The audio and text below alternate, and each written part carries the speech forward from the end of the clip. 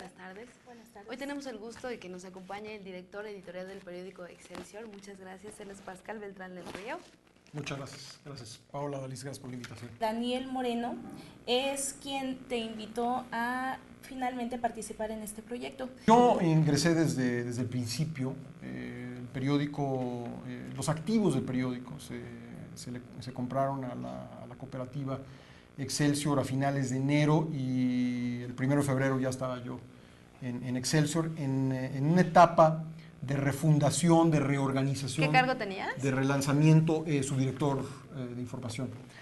De relanzamiento, pues creo necesario para recuperar a una institución como Excelsior, ¿no? Una institución de más de 90 años de edad que ha sido testiga de la historia de México, cuyo archivo es un acervo impresionante, ¿no? de historia, de materiales, de fotografías que ayudan a comprender pues lo que fue la vida pública de México pues desde pocos meses después de la promulgación de la Constitución del 17 y bueno, todo lo que sucedió después, ¿no? Era un periódico que había tenido pues grandes glorias.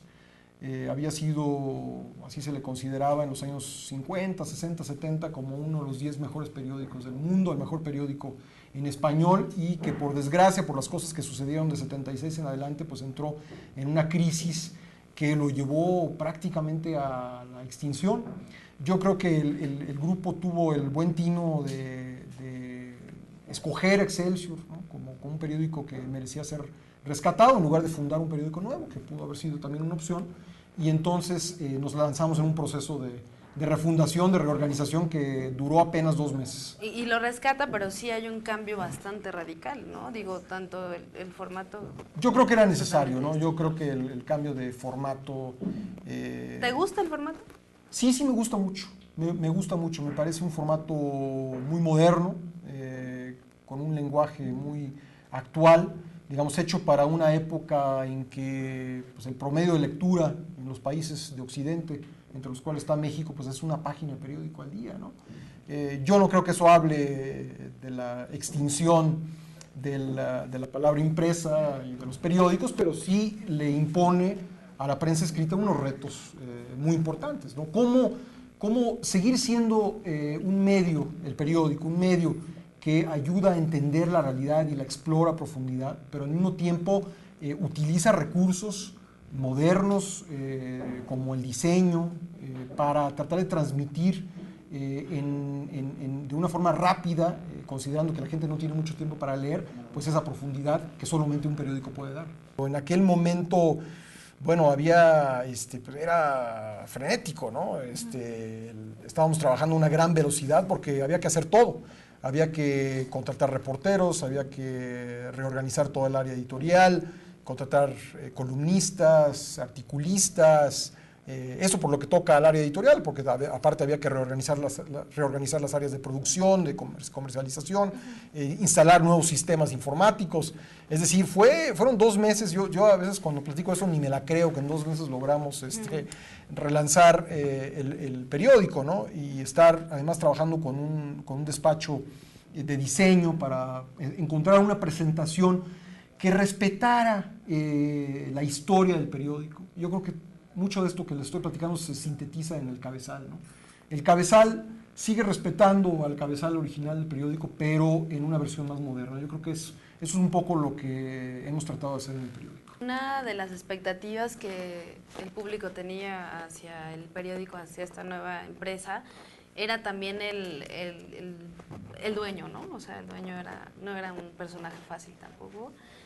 Y ¿tú qué opinas acerca de que se dice que es prestanombres de Marta y que Marta Sagún y que ella es la dueña? Bueno, mira, a mí luego con esta historia me pasa lo que creo que nos pasa con otro tipo de historias, ¿no?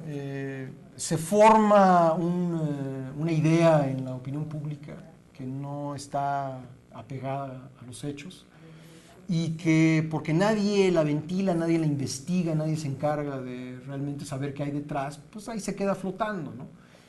Pero cuando uno se acerca a este tipo de historias, y creo que esa es la función del periodista, ¿no? Ir detrás de la impresión, ¿no? Romper el lugar común, romper la impresión y realmente ver qué hay detrás, ¿no? Yo no he encontrado nada de eso, al contrario, ¿no? O sea, yo he encontrado a un grupo de empresarios muy entregados a lo que hacen en sus distintos negocios, pero respecto del periodismo con ganas pues de hacer un grupo de comunicación fuerte, pues que sirva para comunicar, para entender qué es lo que está sucediendo en el país el día de hoy, ¿no? Eso es lo que yo he encontrado y pues a mí me dio mucho gusto que desde el principio, quizá en un afán de romper pues con ese lugar común, con ese mito, se nos dijo, con la señora Marta no hay ningún compromiso, ¿eh? Y así sucedió, ¿eh? Ustedes pueden revisar el periódico pues en sus primeros meses hasta que terminó el gobierno de Vicente Fox y pues se le dio el trato a cualquier personaje público, ¿no? No hubo complacencia, sí. Yo creo que al contrario, creo que hemos publicado en distintos momentos notas bastante críticas, ¿no? Respecto de la actividad durante la presidencia y después de la presidencia de la señora Marta Sagún y su familia. Y reportajes. ¿Cómo es la relación entre el dueño del periódico y la dirección editorial? Hay una frase que a mí me comentaron desde los primeros días y que a mí me gustó mucho, ¿no? Como ustedes saben, el grupo empresarial Ángeles tiene distintos negocios, entre ellos los hospitales, ¿no? Y entonces Olegario Vázquez Aldir nos comentó, miren, nosotros somos dueños de hospitales, pero yo no me meto al quirófano, ¿eh? Yo no soy médico, yo no soy cirujano, Sí. Ustedes son los periodistas, así que ustedes saben cómo se hace este negocio, ¿no? Entonces, esa ha sido nuestra relación con ellos, ¿no? Una relación de respeto por el trabajo, ¿no? Una relación en que pues, se privilegia la parte creativa que tiene que tener este oficio y pues así hemos trabajado. Ahora, un medio de comunicación, cualquier medio de comunicación tiene derecho a establecer cuáles son sus prioridades informativas y bueno, hemos trabajado sobre las prioridades informativas que se nos han establecido. Un medio de comunicación tiene que escoger a qué público va dirigido. Yo creo que más en esta época en que se ha segmentado tanto el gusto y las actividades que es imposible decir, yo voy a todos, ¿no? Voy por todo el mundo, mi periódico aspira a ser leído de la A a la Z, ¿no? Yo creo que no, yo creo que uno tiene que escoger cuál es su público objetivo, cuáles son sus prioridades informativas y bueno, esa ha sido nuestra relación, una relación muy transparente. Yo te diría que lo que tomamos en cuenta son los asuntos de interés público. ¿Cuáles son los grandes asuntos de interés público? Pues ahí estamos en un terreno subjetivo, ¿no? O sea, lo que la gente debe de saber. Yo creo que sí, yo creo que además lo has planteado muy bien, porque esa es la esencia del periodismo, esa es la esencia de un medio de comunicación, decirle a la gente no lo que quiere saber, sino lo que debe saber.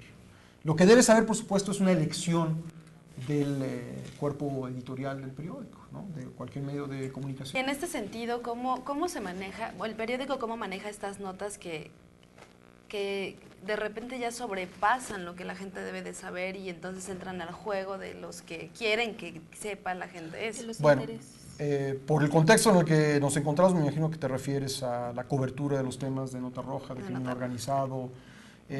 Mira, son terrenos complicados porque no tenemos demasiada experiencia en México, ¿no? Ha habido en los últimos meses, ustedes lo saben como estudiantes de periodismo, grandes dilemas en los medios de comunicación sobre cómo cubrir este tipo de hechos, qué tanto decir, qué tanto no decir, en aras de no desinformar, no en aras de otra cosa. Por ejemplo, las famosas narcomantas. ¿Las reproducimos o no las reproducimos? ¿Qué tanto sabemos quién las pone? ¿No? ¿Realmente las pone el crimen organizado? ¿No las pone el crimen organizado? Si los pone el crimen organizado, ¿qué quiere lograr el crimen organizado? Son decisiones que tiene que tomar un medio de comunicación. Son decisiones que, se los aseguro, siempre van a ser polémicas, pero hay que tener congruencia y entonces establecer cuál es la línea, ¿no? Y a eso me refería con las prioridades informativas. ¿Cuál es la línea del periódico? ¿Cuál es la línea de un medio de comunicación? Y apegarse a ellas. Lo que creo